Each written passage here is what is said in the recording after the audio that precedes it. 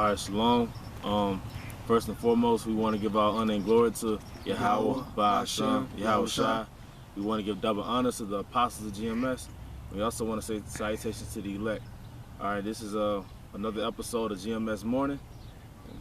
Okay. Yeah, we just want to get on the topic of the importance of brotherhood. You know, times we come into, we supposed to be charitable amongst each other, and that's one of the biggest things Yahawashi pushed when he was with his disciples on earth. So we supposed to basically follow that same example. And get 1 John 1 and 3. That which we have seen and heard, declare we unto you, that ye also may have fellowship with us.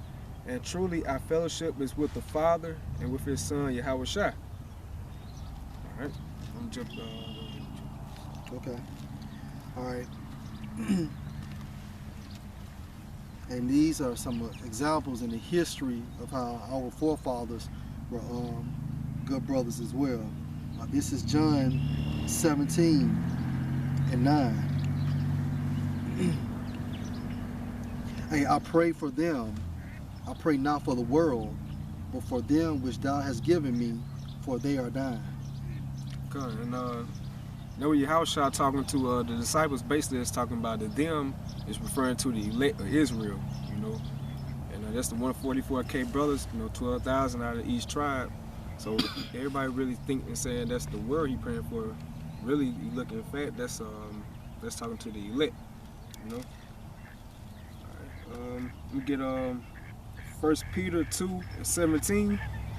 Honor all men, love the brotherhood, fear Yahweh, honor the king. Mm-hmm. Yeah, so when you honor the brotherhood, man, that means that you have to be brotherly, man, and love is actually an action. You just don't tell that brother you love him out of the vanity of your mouth for words' sake, but you show that brother that you love him, man. And when you honor the king, and you honor Yahweh Ba'ashem Yahawashi, and you honor his son Yahawashi, is by basically doing what you're supposed to do as far as being a good brother, man. And that's how you honor them. If I just add to what you're saying, if y'all got a structure in y'all account, mm-hmm. so y'all do, fellowship Wednesday, lessons Friday, teaching Sunday, that means you have to honor that, man. Mm-hmm. That means, okay, you got a woman, but you have to already have established that Wednesday I'm with the brothers. I got to honor the brotherhood, Mm-hmm. Yeah, I got another example.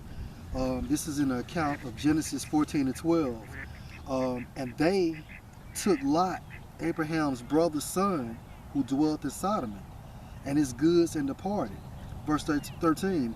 And there came one that had escaped, and told Abram, the Hebrew, for he dwelt in the plain of Mamre, the Amorite, brother of Eshcol, and brother of Anar. And these were confederate with Abram. And when Abram heard that his brother was taken captive, he armed his trained servants, born in his own house, 318, and pursued them to Dan. And he divided himself against them, he and his servants by night, and smote them, and pursued them unto Hobah, which is on the left hand of Damascus.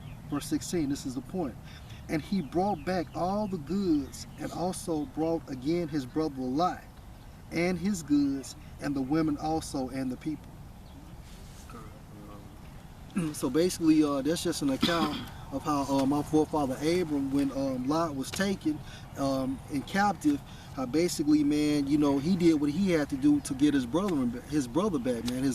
Actually, by the flesh, it would actually be identified as his nephew, right. But at the same time, he did what he had to do, man, to get his nephew back, man. He didn't say, wait until tomorrow, or I'm doing something with the family.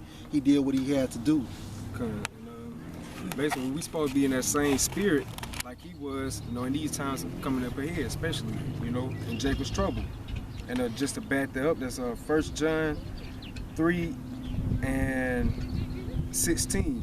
Hereby perceive we the love of Yahweh, because he laid down his life for us, and we ought to lay down our lives for the brethren. Mm-hmm.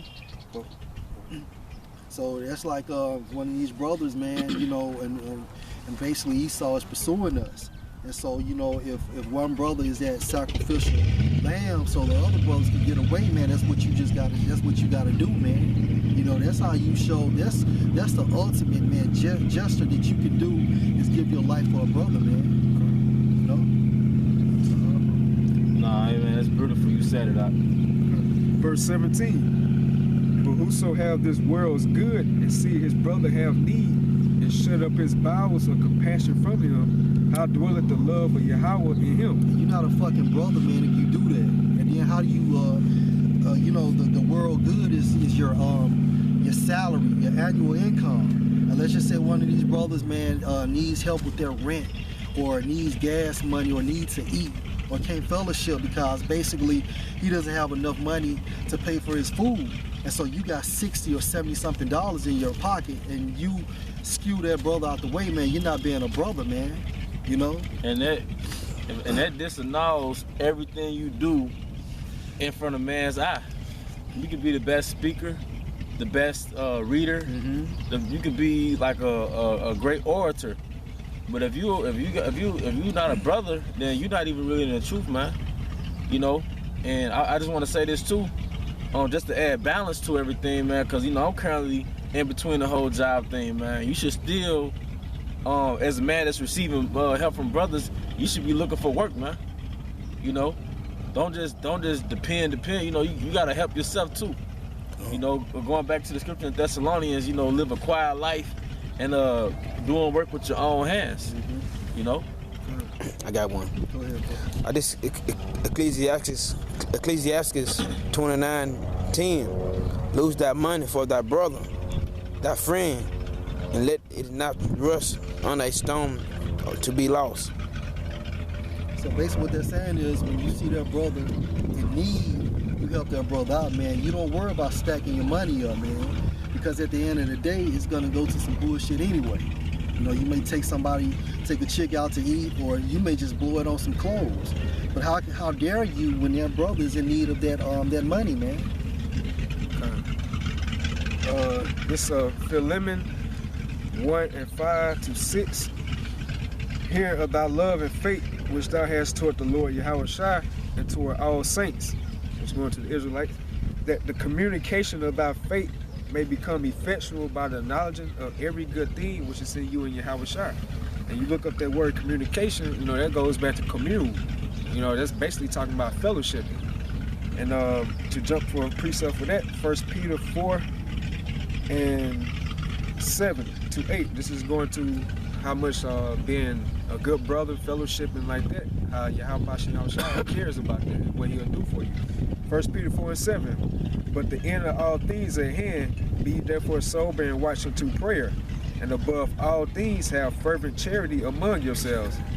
And charity really first starting out at you teaching another brother, you know what I'm saying? Like you teaching him about Yahawashi on down, basically teaching him the scriptures. That's the first thing of charity. Then the next level is by helping the brother out. You got a problem you need to talk about, you being there for him. You basically sacrifice your time, you know what I'm saying? You being a good brother listening to him, helping out with the situation.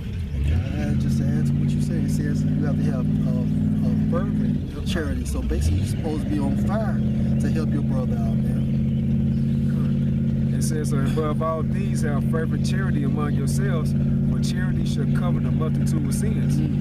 So just by being charitable, like fellowshipping, helping another brother out, Yahawashi sitting up in the clouds looking at that, and he'll forgive you for sins you done did in the past. And you know you didn't went off, man. We ain't, hey, man.